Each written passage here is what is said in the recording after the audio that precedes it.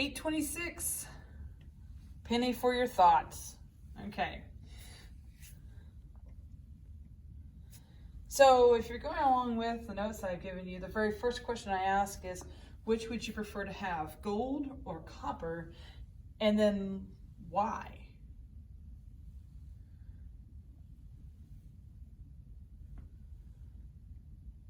So if you think about it, in general, in our culture, our society, we say that gold is worth more than copper.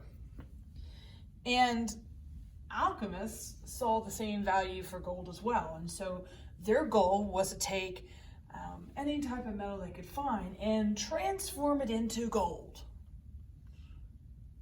What? Okay, so there is a lab in the folder by the date called the Gold Penny. I want you to watch it and see how I took a copper penny and I made it gold. Okay. And I want you to think about, why did it change? Now, I'm not expecting you to know all the chemistry behind it, absolutely not. But I want you thinking about what's going on. Okay. Now, back to our notes. Scientific method. So I've put in your note document. I want you to explain what the scientific process is, scientific method. And you're welcome to get a picture or image of it, but I need you to go back and remember what that process is, because that's what makes science is the scientific method, and that's actually what made chemistry and all the other sciences what they are today, especially chemistry, because you got to be able to repeat the experiment. So the major thing when it comes to chemistry is it's a repeatable process. The reason it's important is it helps us to figure out the unknown. And a lab that I have that I videotaped for you coming up is called the copper cycle. And we're going to use that, and I'll show you how we start figuring this out, on how things reacted and why they reacted. Okay? Alchemy really did develop the very first laboratory techniques and tools that we use in chemistry. And so we do honor that history. Okay? And if you read back on some of the alchemists, they were very methodical in how they set things up.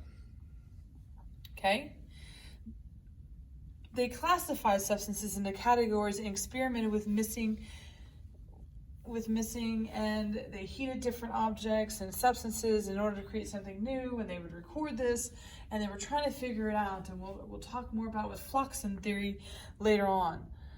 But the mistake was they thought they could make gold, and they thought they could make it looked just basically on the looks. So this is your scientific method again, and the key thing is that it is repeatable and someone else can also do it, okay? And if our hypothesis is not supported by the data we're producing, then we need to relook at our hypothesis, and we also need to look at our experiment. Maybe we mess up on our experiment and our hypothesis is completely valid.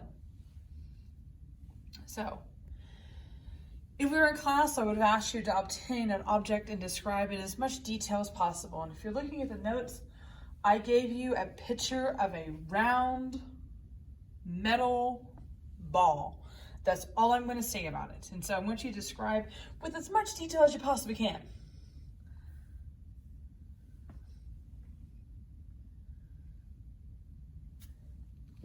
And that gets me into the properties that matter. So if you described it, a lot of you are going to describe the look of it, maybe the texture, maybe the color. And if you were actually holding it in your hand, you might note the weight of it.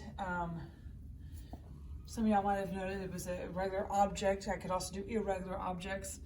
But the way we describe something gets into physical and chemical properties. And what you're describing are the physical properties. What you can see without changing the object from what it is. A chemical property is going to change what the element is, okay? It's going to change what it started with. It's how it reacts in air, or how it reacts to water, or how it reacts to fire, okay? Those are chemical properties. Physical properties, like I said, the look, the texture. You'll also notice on the list, density is an intensive property. Intensive means it's independent upon amount of matter. I'll talk about that a little bit later as well, okay?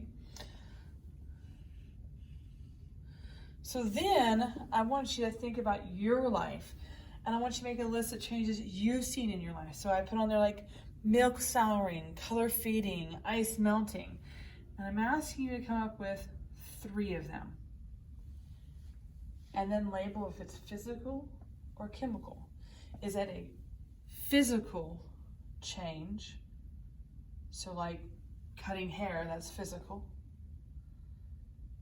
But if I bleach my hair, that's chemical.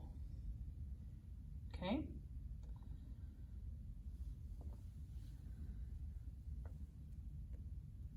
And so I have this little graphic to go back over physical, chemical changes. Physical is reversible, chemical change is irreversible. And there's some key words that go with it as well. Chemistry is the study of the substances in the world around you. It's the study of matter and how matter can be changed. And that is our definition of chemistry. Okay? All right, till next time.